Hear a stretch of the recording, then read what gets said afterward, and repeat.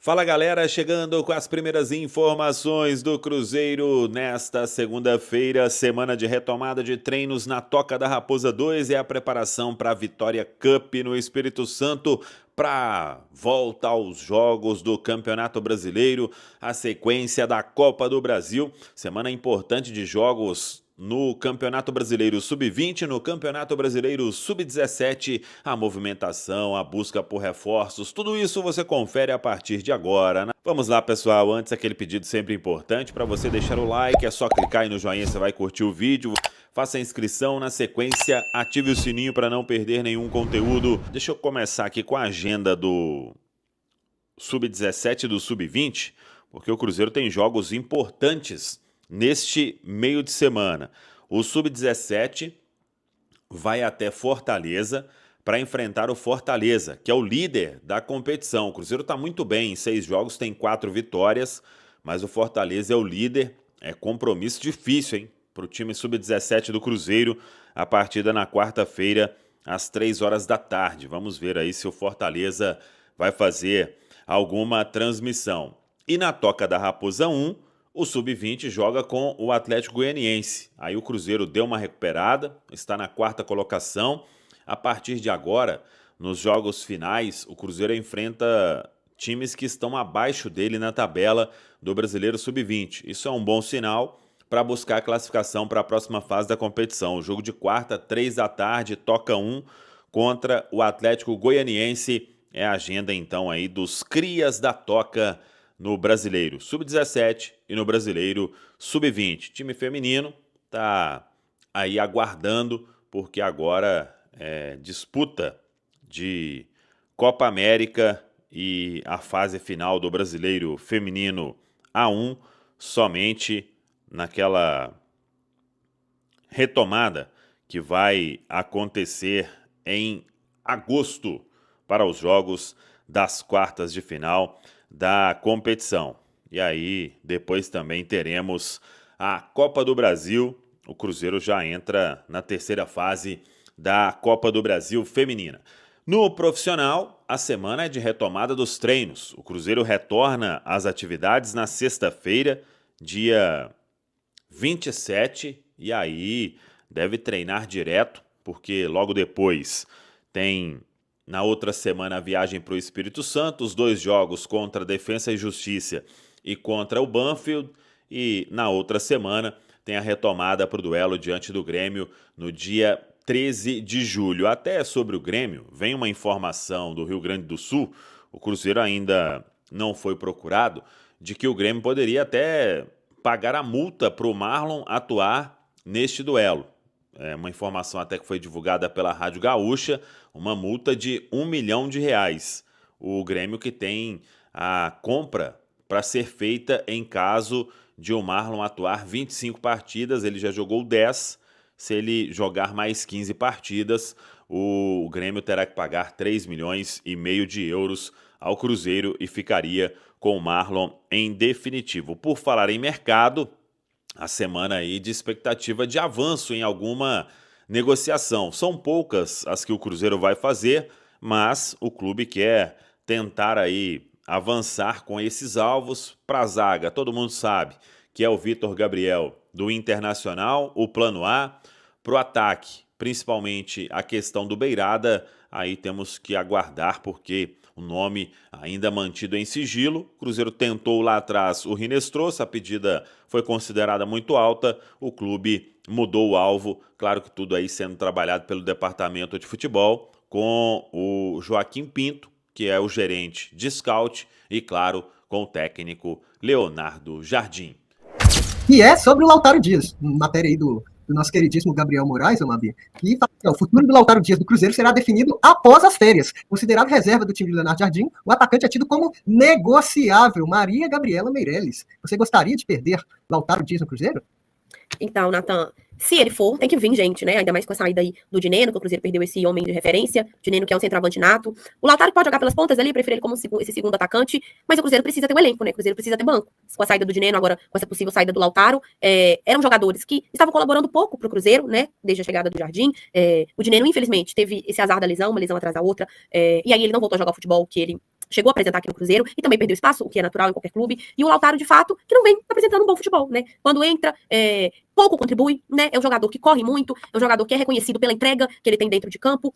Mas, infelizmente, quando a gente fala que o jogador ele é muito raçudo, ele corre muito e tal, é porque ele tá devendo na bola, né? É porque ele não tá conseguindo contribuir de fato pro clube, contribuir para uma jogada, enfim, oferecer boas finalizações, riscos de gol. O Lautaro é um jogador que pouco contribui ofensivamente para o Cruzeiro, então é exatamente por isso que ele é tido como negociável, e de fato ele tem que ser negociado até mesmo para que o jogador possa apresentar um bom futebol em outro clube e abra espaço para que outro jogador consiga chegar no Cruzeiro e agregar de fato, né? Então o Cruzeiro aí que vai esperar essas férias acabarem, acaba aí no fim do mês, mas de fato o Lautaro não deve continuar no Cruzeiro, não. Agradecer pelos serviços prestados aí, a gente fala, parece que ele e a família teve uma adaptação muito boa a Belo Horizonte, mas no Cruzeiro de fato ele não tem mais espaço.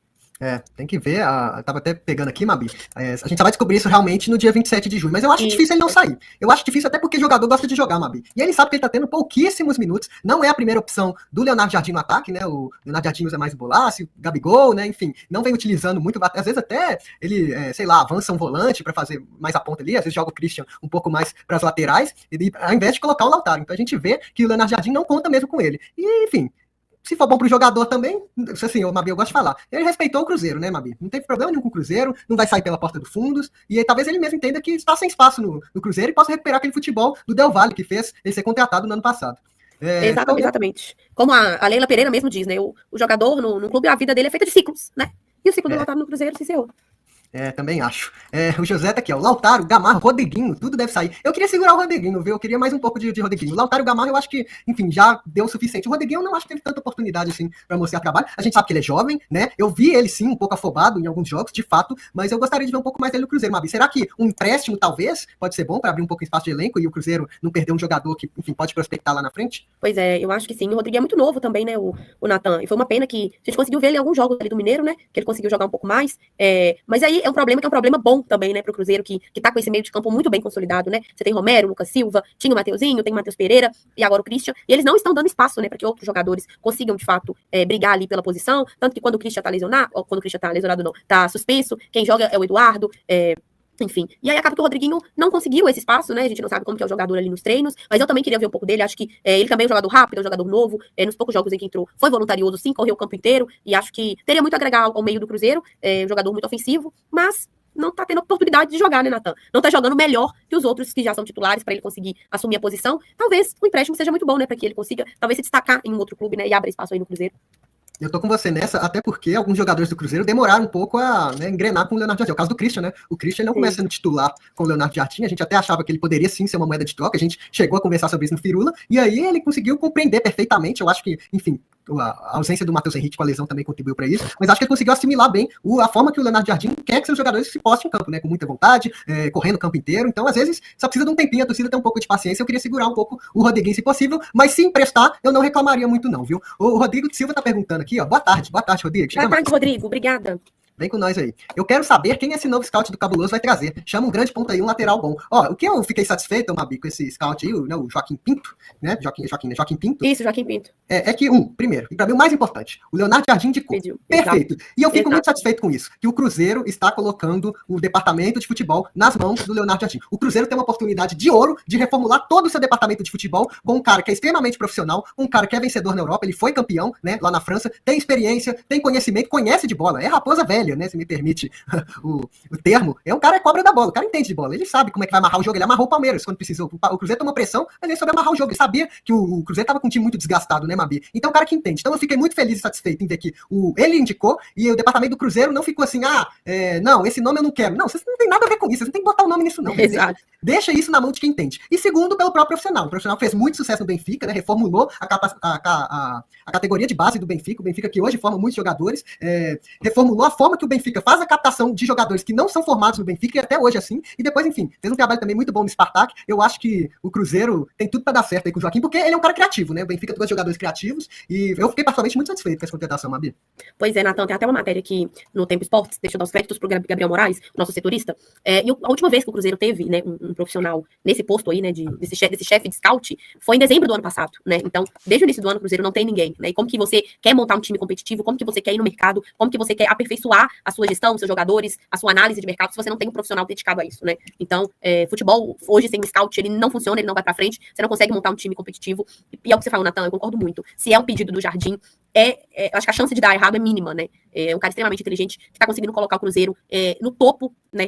Não só da história do Cruzeiro recente, mas também no topo do Campeonato Brasileiro e no topo do que o Brasil vem entregando hoje de futebol. O Cruzeiro hoje apresenta os futebols mais bonitos aí do país. Então, foi um bom nome, o Rodrigo Silva. E acho que é confiar no trabalho do Jardim, na recuperação que ele trouxe dos jogadores, e de nomes muito específicos. A gente imagina que ele vai pedir, que vai trazer. Não acho que o Cruzeiro vai fazer nenhuma loucura financeira no mercado. Acho que precisa de ponta, sim, principalmente com a saída do Dudu. Saiu agora o Dinheiro, o Lautaro pode sair, então o Cruzeiro precisa reforçar o ataque. Precisa, inclusive, de um reserva imediato pro Caio Jorge, né, Natan?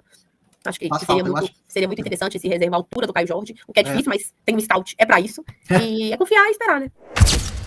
Então é isso aí, pessoal. Já que você chegou até aqui no vídeo, não se esqueçam de dar aquela moral, se inscrevendo aqui no nosso canal, deixando o like, a opinião de vocês aqui nos comentários, galera. Vai nos ajudar bastante, né? Pra gente estar trazendo esses cortes aí de notícia do nosso Cruzeiro todos os dias aqui pra vocês, galera. Rapaziada, então é isso. Esse aí foi mais um vídeo de hoje. A gente vai ficando por aqui, né? Um forte abraço a todos. Fiquem todos com Deus. E até o próximo vídeo, galera. Fui!